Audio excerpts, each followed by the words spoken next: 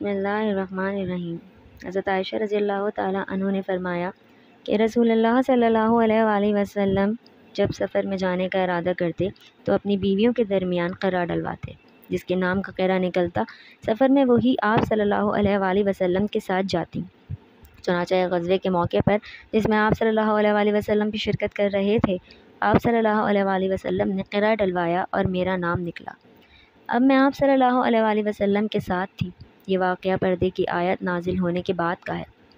میں ایک ہودج میں سوار رہتی تھی، اسی میں بیٹھے بیٹھے مجھ کو اتارا جاتا تھا۔ اس طرح ہم چلتے رہے۔ جب رسول اللہ صلی اللہ علیہ وآلہ وسلم جہاد سے فارغ ہو کر واپس ہوئے اور ہم مدینے کے قریب پہنچے تو ایک رات آپ صلی اللہ علیہ وآلہ وسلم نے کوچ کا حکم دیا۔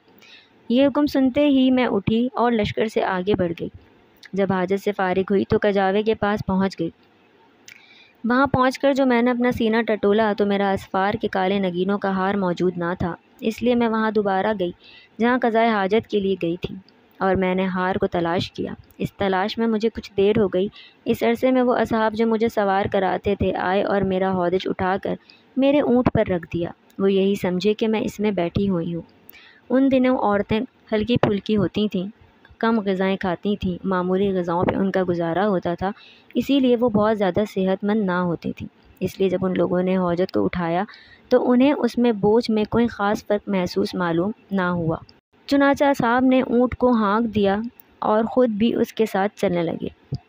جب لشکر روانہ ہو چکا تو مجھے اپنا ہار مل گیا اور میں پڑاؤ کی جگہ پر آئی، لیکن وہاں کوئی بھی آدمی موجود نہ تھا، اس لیے میں اس مقام پر گئی جہاں پر پہلے موجود تھی۔ میرا خیال تھا کہ جب وہ لوگ مجھے نہیں پائیں گے تو یہیں لوٹ کر آئیں گے۔ اپنی جگہ پر پہنچ کر میں یوں ہی بیٹھی ہوئی تھی کہ میری آنکھ لگ گئی اور میں سو گئی۔ صفوان بن معطل رضی اللہ تعالیٰ عنہ جو لشکر کے پیچھے تھے، جو لشکریوں کی گری ہوئی چیزوں کو اٹھا کر اس کو ان کے مالک تک پہنچانے کی خدمت انجام دے رہے تھے، وہ میری طرف سے گزرے تو ایک سوئے ہوئے انسان کا سایہ ان پر پڑا۔ اس کے قریب پہنچے۔ پردے کے حکم سے پہلے وہ مجھے دیکھ چکے تھے۔ ان کے انا للہ پڑھنے سے میں بیدار ہو گئی۔ آخر انہوں نے اپنا اونٹ بٹھایا اور اس کے اگلے پاؤں کو موڑ دیا تاکہ بلا کسی مدد کے میں خود ہی اس میں سوار ہو سکوں۔ چنانچہ میں سوار ہو گئی۔ اب وہ اونٹ پر مجھے بٹھائے ہوئے خود اس کے آگے آگے چلنے لگے۔ اسی طرح جب ہم لشکر کے قریب پہنچے تو لوگ بھری دوپہر میں آرام کے لیے پڑاؤ ڈال چکے تھے۔ اتنی ہی بات تھی جس کی بنیاد پر جسے ہلاک ہونا تھا وہ ہلاک ہوا، اور تہمت کے معاملے میں پیش عبداللہ بن ابی ابن سلول منافق تھا۔ پھر ہم مدینہ میں آ گئے اور میں 1 مہینے تک بیمار رہی۔ تہمت لگانے والوں کی باتوں کا خوب چرچا ہو رہا تھا۔ اپنی اس بیماری کے دوران مجھے اس سے کوئی بڑا شبہ نہ تھا کہ ان دنوں رسول اللہ صلی اللہ علیہ وآلہ وسلم کا وہ لطف و کرم بھی نہ دیکھ سکی جن کا مشاہدہ میں اپنی بیماریوں میں کر چکی تھی۔ بس آپ صلی اللہ علیہ وآلہ وسلم گھر میں جب آتے تو سلام کرتے اور صرف اتنا دریافت کر لیتے کہ کیسا مزاج ہے۔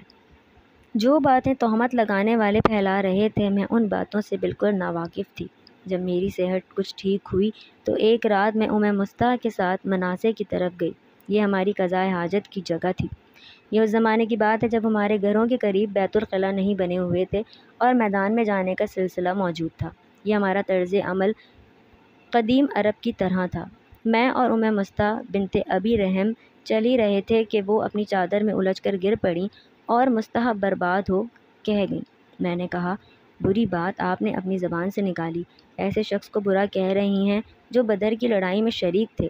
وہ کہنے لگی، اے بھولی بھالی، جو کچھ ان سب نے کہا وہ آپ نے نہیں سنا۔ پھر انہوں نے تہمت لگانے والوں کی باتیں مجھے بتائیں۔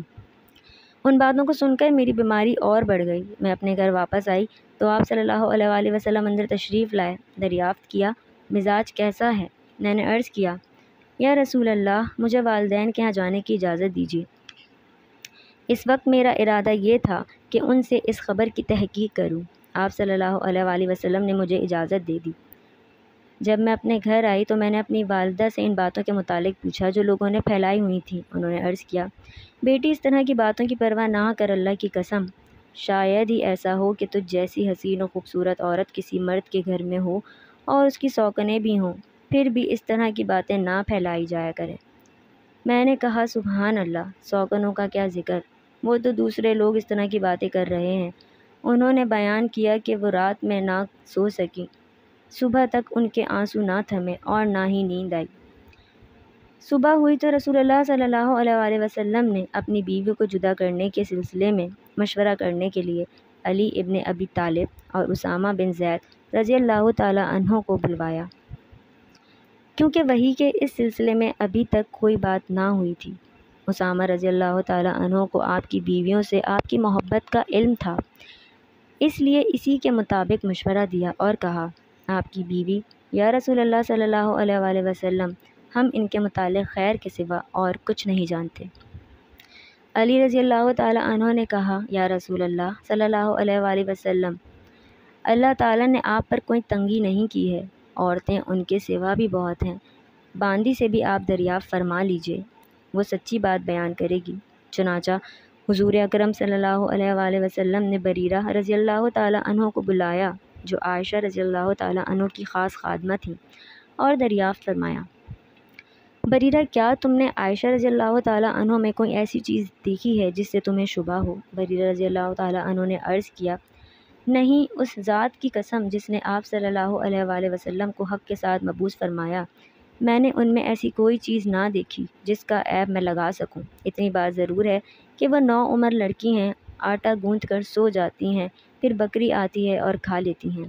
رسول اللہ صلی اللہ علیہ وآلہ وسلم نے اسی دن ممبر پر کھڑے ہو کر عبداللہ بن ابی ابن سلول کے بارے میں مدد چاہی۔ آپ صلی اللہ علیہ وآلہ وسلم نے فرمایا، ایک ایسے شخص کے بارے میں میری کون مدد کرے گا جس کی اذیت اور تکلیف دہی کا سلسلہ اب میری بیوی کے معاملے تک پہنچ چکا ہے۔ اللہ کی قسم، اپنی بیوی کے بارے میں خیر کے سوا اور کوئی چیز مجھے معلوم نہیں۔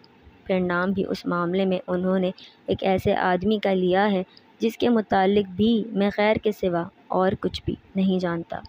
خود میرے گھر میں جب وہ آئے تو میرے ساتھ ہی آئے۔ یہ سن کر سعد بن معاذ رضی اللہ تعالی عنہ کھڑے ہوئے اور عرض کیا، یا رسول اللہ صلی اللہ علیہ وآلہ وسلم، اللہ آپ کی مدد کریں گے۔ اگر وہ شخص جس کے متعلق تہمت لگانے کا آپ نے ارشاد فرمایا ہے اوس قبیلے سے ہوگا تو ہم اس کی گردن مار دیں گے، کیونکہ سعد رضی اللہ تعالی عنہ خود قبیلہ اوس کے سردار تھے، اور اگر وہ خزرج کا آدمی ہوا تو آپ ہمیں حکم دیں، جو بھی آپ کا حکم ہوگا ہم تعمیل کریں گے۔ اس کے بعد سعد بن عبادہ رضی اللہ تعالی عنہ کھڑے ہوئے، جو قبیلہ خزرج کے سردار تھے۔ حالانکہ اس سے پہلے اب تک بہت صالح تھے، لیکن اس وقت سعد بن معاذ رضی اللہ تعالی عنہ کی بات پر حمیت سے غصے ہو گئے اور سعد بن معاذ رضی اللہ تعالی عنہ سے کہنے لگے، تم جھوٹ بولتے ہو، نہ تم اسے قتل کر سکتے ہو اور نہ ہی تمہارے اندر اتنی ہمت ہے کہ تم ایسا کر سکو۔ اللہ کی قسم، ہم اسے قتل کر دیں گے اگر رسول اللہ صلی اللہ علیہ وآلہ وسلم کا حکم ہوا۔ کوئی شبہ نہیں رہ جاتا کہ تم بھی منافق ہو، کیونکہ منافقوں کی طرفداری کر رہے ہو۔ اس پر اوس اور خزرج دونوں قبیلوں کے لوگ اٹھ کھڑے ہوئے اور آگے بڑھنے لگے۔ رسول اللہ صلی اللہ علیہ وآلہ وسلم اس وقت ممبر پہ ہی موجود تھے۔ ممبر سے اترے اور لوگوں کو نرم کیا۔ اب سب لوگ خاموش ہو گئے اور آپ صلی اللہ علیہ وسلم خود بھی خاموش ہو گئے۔ میں اس دن بہت روتی رہی، میرے آنسو تھمتے نہ تھے اور نہ ہی نیند آتی تھی۔ پھر میرے پاس میرے ماں باپ آئے، میں ایک رات اور ایک دن برابر روتی رہی۔ ایسا معلوم ہوتا تھا کہ روتے روتے میرے دل کے ٹکڑے ہو جائیں گے۔ انہوں نے بیان کیا کہ ماں باپ میرے پاس بیٹھے ہوئے تھے کہ ایک انصاری عورت نے اجازت چاہی اور میں نے انہیں اندر آنے کی اجازت دے دی اور وہ بھی میرے ساتھ بیٹھ کر رونے لگی۔ ہم سب اسی طرح تھے کہ رسول اللہ صلی اللہ علیہ وآلہ وسلم اندر تشریف لے آئے۔ جس دن سے میرے متعلق وہ باتیں کہی جا رہی تھیں جو کبھی ہوں ہی نہ تھیں، اس دن سے میرے پاس رسول اللہ صلی اللہ علیہ وآلہ وسلم نہیں بیٹھے تھے۔ آپ صلی اللہ علیہ وآلہ وسلم 1 مہینے تک انتظار کرتے رہے، لیکن اس معاملے میں کوئی وحی آپ صلی اللہ علیہ وآلہ وسلم پر نازل نہ ہوئی۔ عائشہ رضی اللہ تعالی عنہ بیان کرتی ہیں کہ آپ صلی اللہ علیہ وآلہ وسلم نے تشہد پڑھی اور فرمایا، عائشہ، تمہارے متعلق مجھے یہ باتیں معلوم ہوئیں، اگر تم اس معاملے میں بری ہو تو اللہ تعالیٰ بھی تمہاری برات ظاہر کر دے گا، اور اگر تم نے گناہ کیا ہے تو اللہ تعالیٰ سے مغفرت چاہو اور اس کی حضور توبہ کرو۔ بندہ جب اپنے گناہ کا اقرار کر لیتا ہے تو اللہ تعالیٰ اس کی توبہ کو بھی قبول فرما لیتا ہے۔ جو ہی آپ صلی اللہ علیہ وآلہ وسلم نے اپنی گفتگو ختم کی، میرے آنسو اس طرح خشک ہو گئے کہ اب ایک قطرہ بھی محسوس نہیں ہوتا تھا۔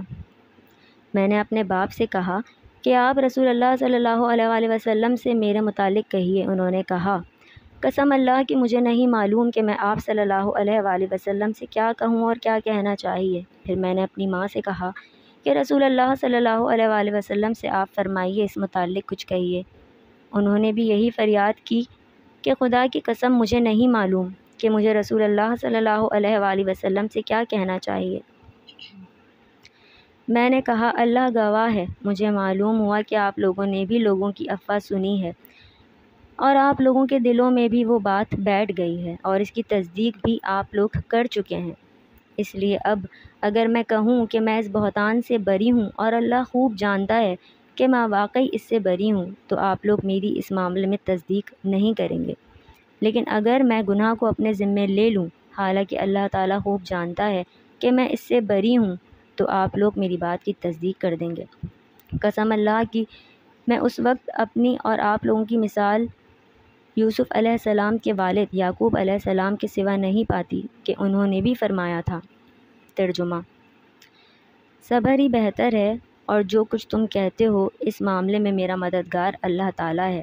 اس کے بعد بستر پہ میں نے اپنا رخ دوسری طرف کر لیا اور مجھے امید تھی کہ خود اللہ تعالیٰ میری برات کرے گا، لیکن میرا یہ خیال کبھی نہ تھا کہ میرے متعلق وحی نازل ہوگی۔